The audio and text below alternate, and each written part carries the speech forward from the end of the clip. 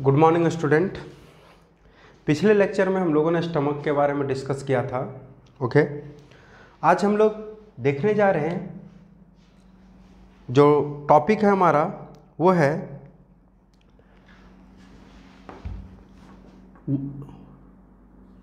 गट वाल। ठीक है, गट वाल के बारे में डिस्कस करेंगे। यानी कि जो एलिमेंट्री गट इक्वल टू क्या होता है, लाइनिंग ऑफ एलिमेंट्री कैनाल। यानी एलिमेंट्री कैनाल के बारे में जो हम लोग पढ़े थे, कहाँ से कहाँ तक का पार्ट, तो माउथ से एनस तक का जो पार्ट है एलिमेंट्री कैनाल का, है ना, उसका लेयर अगर हम लोग देखें तो वो कैसा होता है, इस चीज़ के बारे में हम लोग जो है वो डिस्कस करेंगे। ओके, तो हम लोग देखेंगे ह्यूमन गट। हमारा जो टॉपिक होगा वो क्या होगा, histology of human gut. Histology of human gut, यानी कि पूरा का पूरा एलिमेंट्री कैनाल जो ट्यूब लाइक स्ट्रक्चर है उसके बारे में हम लोग डिस्कस करेंगे कि ये ट्यूब जो है वो कितने लेयर से बना हुआ होता है। ओके, तो हम लोग देखते हैं कि ह्यूमन गट जो है वो कैसा होलो ट्यूब है ना। हम लोग देखते हैं कि human gut is a hollow tube. Human gut is a hollow tube, है ना। ये ट्यूब लाइक स्ट्रक्चर होता है और ट्यूब के बीच में क्या होता है, स्पेस होता है, इसीलिए हम लोग लिखे क्या, होलो ट्यूब। हैविंग सेंट्रल कैविटी, ठीक है, जिसके पास क्या होगा, हैविंग सेंट्रल कैविटी, सेंट्रल में उसका कैविटी होगा, कॉल्ड, उसको हम लोग क्या बोलते हैं, लूमेन। उस सेंट्रल कैविटी को हम लोग किस नाम से जानते हैं, ल्यूमेन के नाम से जानते हैं। तो इसके पास सेंट्रल कैविटी होगा, ठीक है। और ये क्या करता है, हम लोग देखते हैं कि ये जो वाल होता है, द ह्यूमन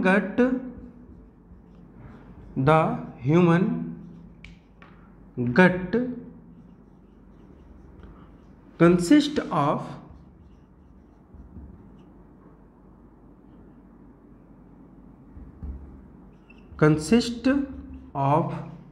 4 लेयर। 4 लेयर, कितने लेयर से बना होता है, 4 लेयर। अगर सबसे पहला लेयर का बात करें तो उसका नाम है सेरोसा। ओके, दूसरा जो लेयर है वो है आपका एक्सटर्ना या मस्कुलरिस एक्सटर्ना। ओके,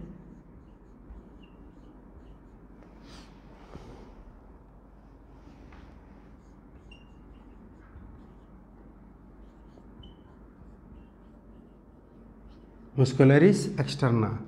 तीसरा जो लेयर है सबम्यूकोसा, एंड फोर्थ जो लेयर है वो है क्या, म्यूकोसा। ओके, ये 4 लेयर से बना हुआ होता है। अगर हम लोग बात करें इस किसका, तो मस्कुलरिस एक्सटर्ना का, तो ये फर्दर 2 लेयर में डिवाइडेड होता है, आउटर लॉन्गिट्यूडनल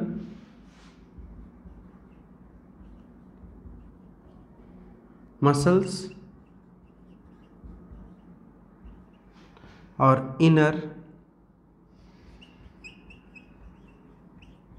सर्कुलर मसल्स। ठीक है, 4 लेयर से बना होता है। सबसे पहला जो होता है वो सेरोसा है, दूसरा जो है मस्कुलरिस एक्सटर्ना और एक्सटर्ना है, तीसरा सब म्यूकोसा और चौथा 4th नंबर में जो है वो म्यूकोसा है। ये 4 लेयर से बना हुआ होता है। हम लोग क्या देखते हैं कि मस्कुलरिस एक्सटर्ना जो है वो उसका आउटर सरफेस जो है वो बना हुआ होता है आपका लॉन्गिट्यूडनल मसल से, और इनर सरफेस जो है वो बना हुआ होता है किससे, तो हम लोग देखते हैं कि ये बना होता है सर्कुलर मसल से। अब इसका हम लोग स्ट्रक्चर देखेंगे। हम लोग क्या देखें कि ह्यूमन का जो गट है वो एक होलो ट्यूब लाइक स्ट्रक्चर है ना, जिसके बीच में कैविटी होता है, जिसको हम लोग ल्यूमेन के नाम से जानते हैं। किस नाम से जानते हैं? ल्यूमेन। ओके, अब जो है इसी ल्यूमेन के थ्रू फूड जो है वो पास करता है ना, माउथ से ही स्टार्ट होता है, ये पास करता है इसी ल्यूमेन के थ्रू, है ना, और एनस से बाहर निकल जाता है। अब चलिए हम लोग जो है वो डिस्कस, सबसे पहले इसके स्ट्रक्चर को देख करके जो समझने का कोशिश करते हैं। ओके, तो सबसे अंदर का जो लेयर है ना, सबसे जो अंदर अगर हम लोग देखें तो क्या होता है,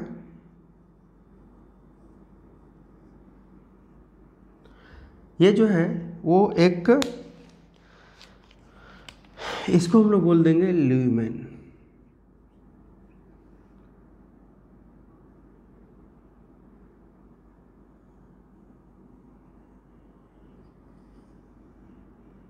ओके,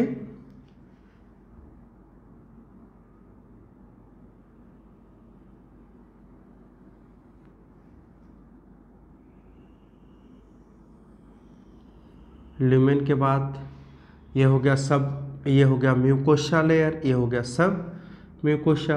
अब जो हम लोग सर्कुलर मसल्स,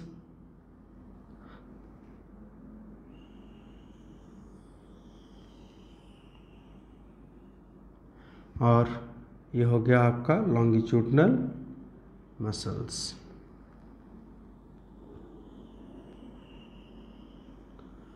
और सेरोसा जो होता है वो हम लोग इसी के ऊपर जो है फाइब्रस कनेक्टिव टिश्यू होता है, तो इसी के ऊपर जो हम लोग इसको बना देते हैं।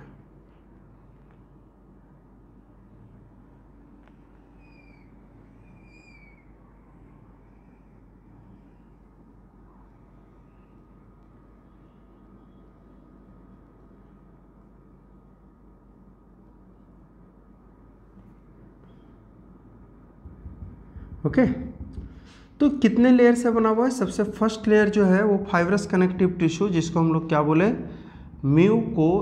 सेरोसा। फर्स्ट लेयर हो गया सेरोसा का।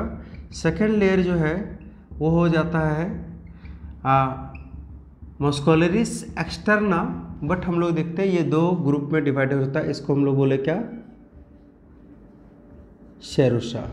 ओके, उसके बाद हम लोग जो है वो देखें कि ये जो लेयर है ये आउटर में जो रहता है वो कैसा रहता है, लॉन्गिट्यूडनल मसल्स, है ना, लॉन्गिट्यूडनल मसल्स से बना हुआ स्ट्रक्चर है। एंड इनर जो है वो कैसा रहता है, सर्कुलर मसल्स। ये दोनों जो है वो पार्ट है गट के मिडिल सेकेंड लेयर का, है ना। चलिए,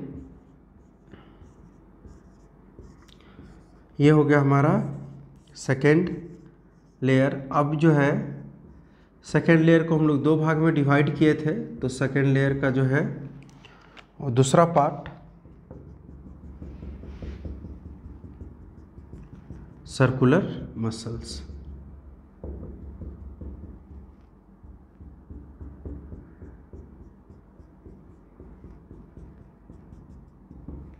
ओके, उसके बाद जो है हम लोग देखते हैं सब म्यूकोसा लेयर, और फिर आता है हमारा म्यूकोसा लेयर। म्यूकोसा लेयर जो होता है वो काफ़ी इम्पॉर्टेंट लेयर होता है एलिमेंट्री कैनाल से का, क्योंकि यही जो है वो एंजाइम से, हार्मोन से, HCl से, किसको, तो गट ऑफ या वॉल ऑफ एलिमेंट्री कैनाल को प्रोटेक्ट करता है।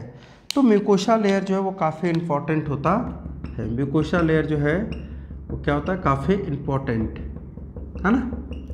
चलिए, तो सबसे पहला जो लेयर हम लोग लिखे सेरोसा।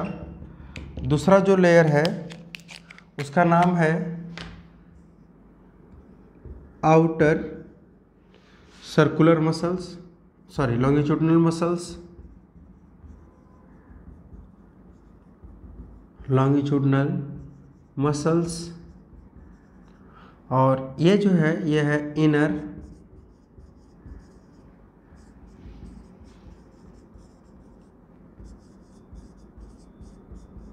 मसल्स। ठीक है, आउटर सर्कुलर मसल्स और इनर, इस दोनों को हम लोग मिला करके क्या बोले थे, तो मस्कुलरिस एक्सटर्ना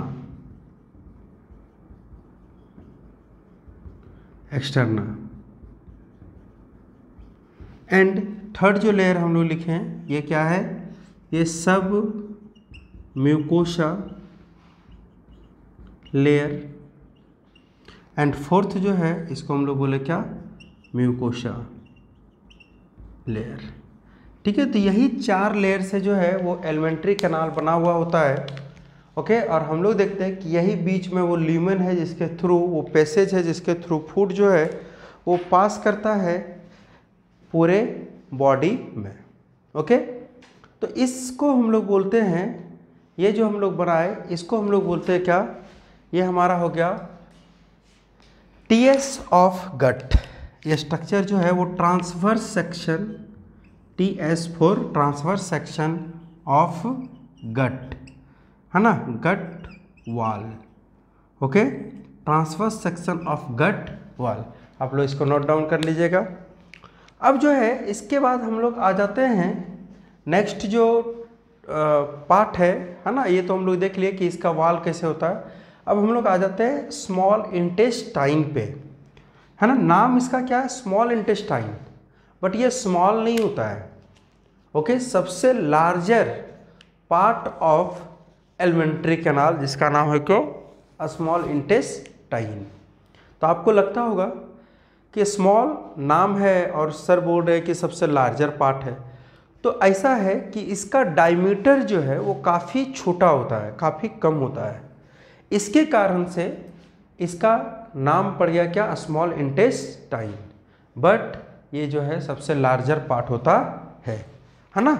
और अगर हम लोग देखें तो एलिमेंट्री कैनाल का सबसे यूजफुल, सबसे इम्पॉर्टेंट पार्ट जो है वो आपका स्मॉल इंटेस्टाइन ही है।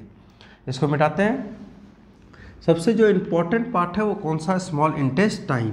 क्यों सबसे इम्पॉर्टेंट, क्योंकि मैक्सिमम फूड का डाइजेशन स्मॉल इंटेस्टाइन में है, फूड का एब्जॉर्प्शन स्मॉल इंटेस्टाइन में है ना। तो डाइजेशन का भी काम करता है, एब्जॉर्प्शन का भी काम करता है। ग्लैंड सबसे ज़्यादा हार्मोन सिक्रेट करने वाला स्मॉल इंटेस्टाइन, इसीलिए हम लोग बोलते हैं कि स्मॉल इंटेस्टाइन जो है वो काफ़ी इम्पोर्टेंट पार्ट होता है। ठीक है, चलिए तो हम लोग हेडिंग डाल देते हैं स्मॉल इंटेस्टाइन।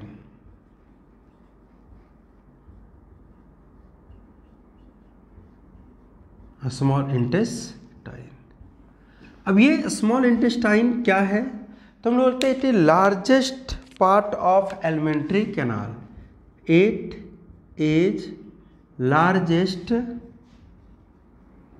या longest part of alimentary canal.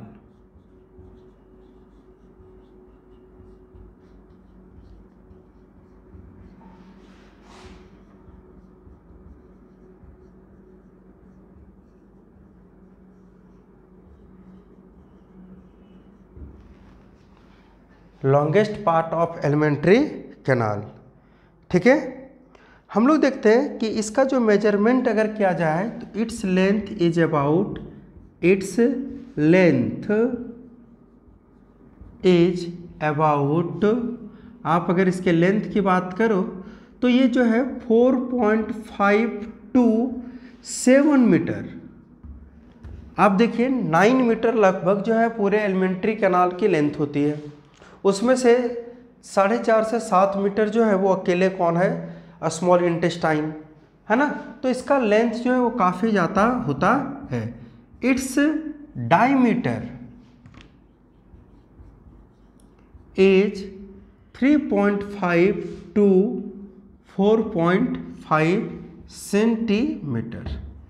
ठीक है, इसका जो डायमीटर होता है वो आपको 3.5 to 4.5, जैसे डिडोनम जो है वो आपका उसका डायमीटर जो होता है वो 4.5 जाता है, जेजेनम का 4 जाता है और इलियम का 3.5। ये तीनों जो है वो स्मॉल इंटेस्टाइन का पार्ट है। ठीक है, तो इसका डायमीटर जो है वो कितना जाता है, 3.5 to 4.5 सेंटीमीटर, है ना। हम लोग देखते हैं कि ये जो है एब्डोमिनल कैविटी में कॉइल्ड किया हुआ रहता है ना। It is it coiled in the abdominal cavity. हम लोग देखते हैं कि ये जो है वो कॉइलिंग क्या हुआ रहता है, कहाँ पे, एब्डोमिनल कैविटी में। ओके, हम लोग देखते हैं कि ये स्मॉल इंटेस्टाइन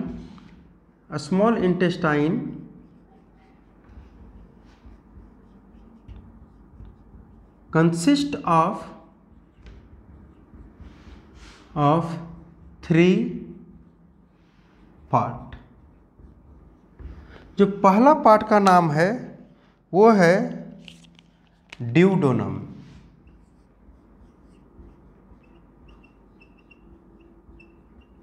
सेकेंड पार्ट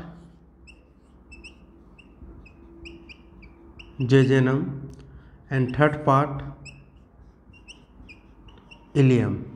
ये 3 पार्ट से, ये तीनों पार्ट को मिला दें तो हम लोग बोलते हैं क्या, एलिमेंट्री कैनाल का कौन सा पार्ट, स्मॉल इंटेस्टाइन, है ना। अगर आपसे पूछे स्मॉल इंटेस्टाइन के बारे में तो आप बता सकते हो। ये ड्यूडेनम वही पार्ट है जहाँ पे स्टमक का पाइलोरिक रीजन आकर के अटैच करता है। ओके, हम लोग देखे थे कि पाइलोरिक रीजन नैरोर होते जाता है और वो इसी कहाँ पे, तो ड्यूडेनम के पास ही आकर के अटैच करता है, ड्यूडेनम रीजन में आकर के अटैच करता है। ओके, तो हम लोग देखते हैं ये तीनों पार्ट के बारे में। ओके, कि ये तीनों पार्ट कहाँ प्रेजेंट होता है, कैसा होता है स्ट्रक्चर में। हम लोग जो है वो इसको हम मिटाते हैं।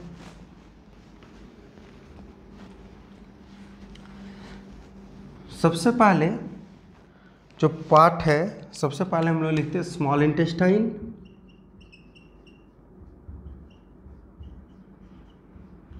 और इसको जो है वो हम लोग डिवाइड कर देते हैं 3 पार्ट्स में।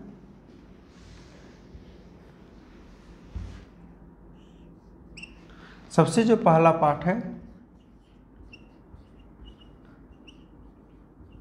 Duodenum, second part jejunum, ileum. ठीक है, सबसे जो पहला पार्ट है ड्यूडेनम, तो हम लोग देखते हैं कि it is shortest but widest part of elementary small intestine, sorry, it is shortest but widest part of small intestine।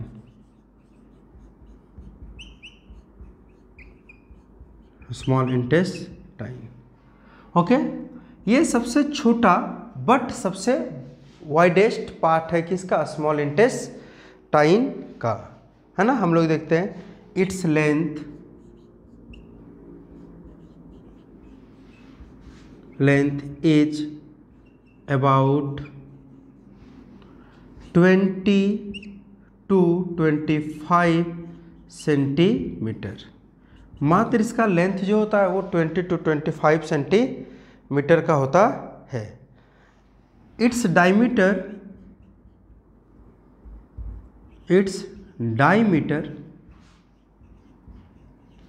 Is about, कितना डायमीटर हम लोग देखते हैं 4.5, 3.5 से 4.5, तो इसका डायमीटर 4.5 सेंटीमीटर होता है। And it is U shaped, इसको हम लोग क्या बोलते हैं कि ये जो है इट इज यू शेप्ड और सी शेप्ड स्ट्रक्चर, और सी शेप्ड स्ट्रक्चर। ये इसका स्ट्रक्चर जो है हम लोग देखे थे कि ये जो है वो स्टमक के बाद प्रेजेंट होता है। जैसे अगर हम लोग देखें तो ये स्टमक हो गया, अगर तो यहाँ के बाद ये इस तरह से स्ट्रक्चर बनाता है, ये जो है इस तरह से स्ट्रक्चर बनाता है। इसी को हम लोग बोलते हैं क्या, ये जो पोर्शन है यहाँ से यहाँ तक, इसको बोलते हैं क्या, ड्यूडेनम। तो ये ड्यूडेनम जो है अगर देखें इस तरह से देखें तो सी शेप का है, अगर पलट दे तो कैसा है, यू शेप्ड का है, इसीलिए हम लोग बोले कि ये या तो सी शेप्ड या तो यू शेप्ड है ना, सी शेप्ड और यू शेप्ड स्ट्रक्चर होता है इसका, ठीक है। किसका? तो ड्यूडेनम का, है ना।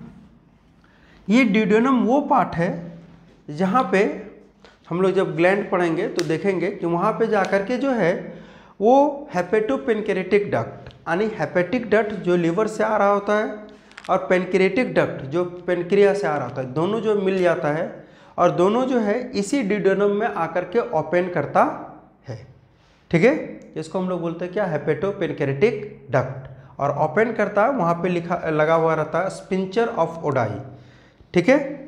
तो उसी के थ्रू ओपन करता है, हम लोग इसको आगे देखेंगे। दूसरा जो पार्ट है वो जेजुनम, तो हम लोग बोलते हैं इट इज मिडिल पार्ट, है ना। हम लोग बोलते हैं क्या? It is middle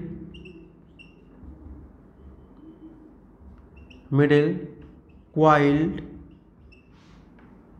part of a small intestine,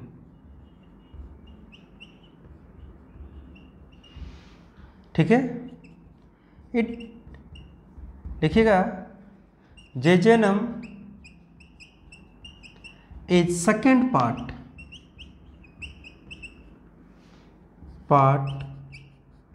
of a small intestine,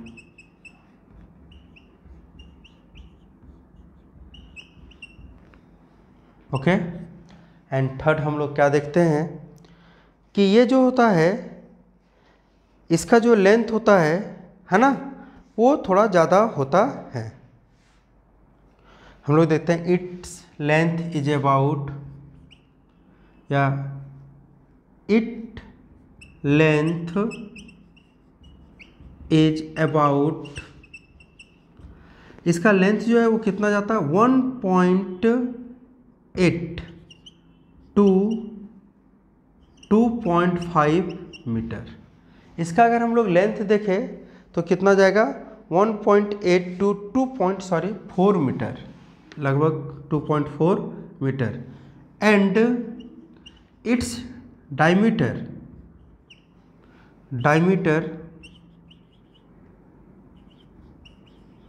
is about, इसका जो डायमीटर होगा वो होगा आपका 4 सेंटीमीटर, है ना। डायमीटर 4 सेंटीमीटर और लेंथ जो है वो 2.4 मीटर, ठीक है। हम लोग देखते हैं कि यहाँ पे पेनक्रेटिक जूस के द्वारा जो डाइजेशन होगा वो सब आकर के इसी जेजुनम में होता है, ठीक है। हम लोग देखते हैं ड्यूडेनम में बाइल सॉल्ट आकर के मिलेगा, पेनक्रेटिक जूस मिलेगा, तो वो सब मिलता तो वहाँ है, लेकिन वो डाइजेस्ट करने का जो काम है वो कहाँ करेगा? इस जेजुनम वाले एरिया में, ओके। तो यहाँ पे डाइजेशन होने का काम होता है, ठीक है। ये मिडिल पार्ट होता है, लेंथ भी इसका जो है वो थोड़ा ठीक ठाक है, ठीक है। उसके बाद हम लोग आ जाते हैं इलियम पे। नेक्स्ट जो हमारा है वो क्या है? इलियम। तो इलियम क्या है? हम लोग बोलते हैं it is the last part of a small intestine,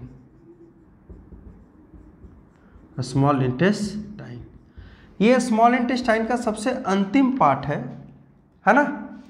और इसका it is longest part, it is longest part of a small intestine, small intestine ये लॉन्गेस्ट पार्ट होता है। इट्स लेंथ इज अबाउट,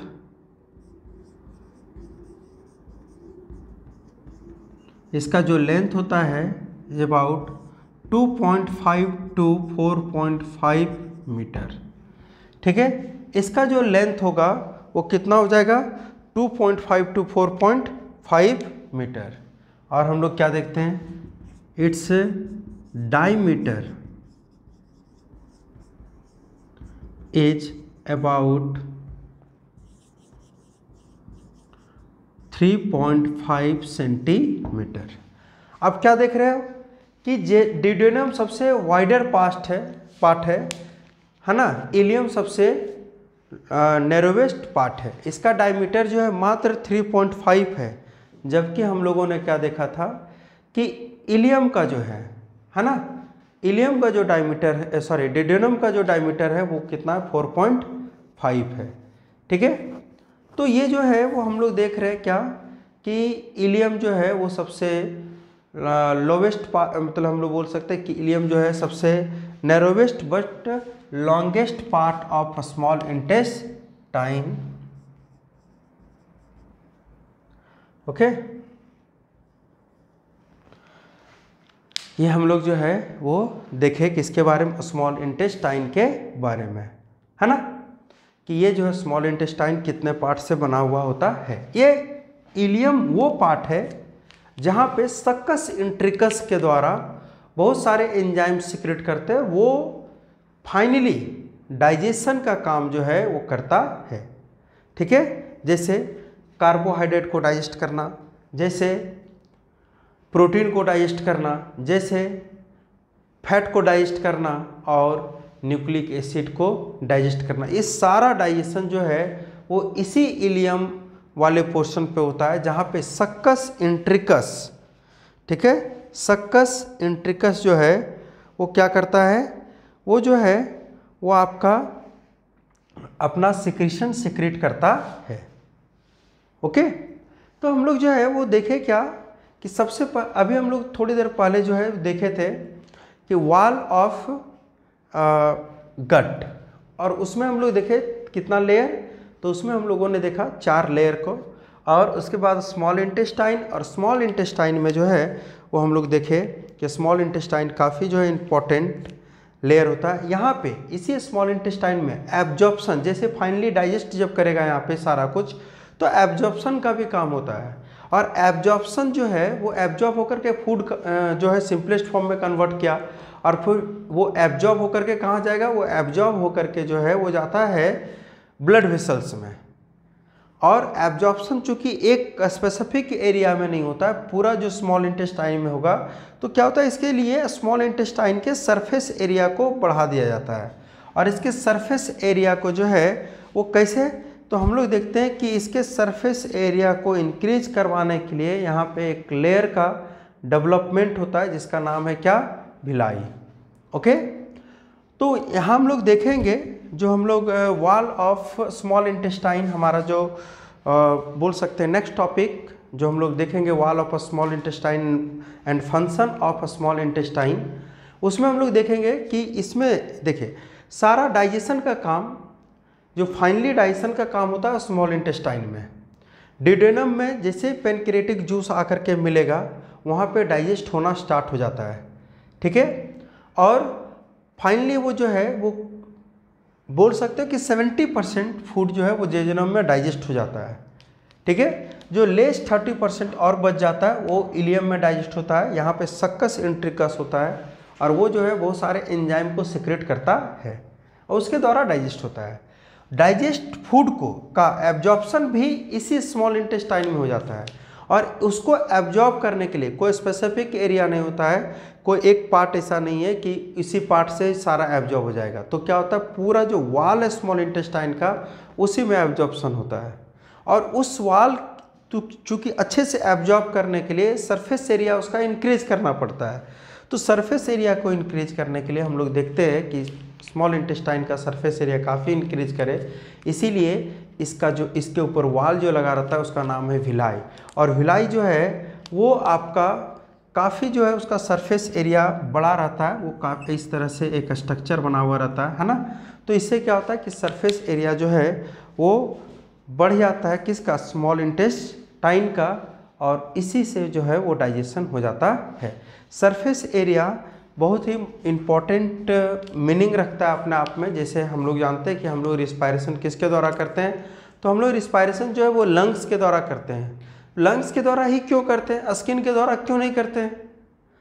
क्योंकि हमारे स्किन का डायमीटर खूब जाएगा अगर हम इसको जो है खींचे ये करें 5 से 7 मीटर, लेकिन हमारा जो लंग्स का जो लंग्स के अंदर जो एल्वुलाई होता है है ना, उसका सरफेस एरिया स्किन के सरफेस एरिया से कई गुना ज़्यादा है।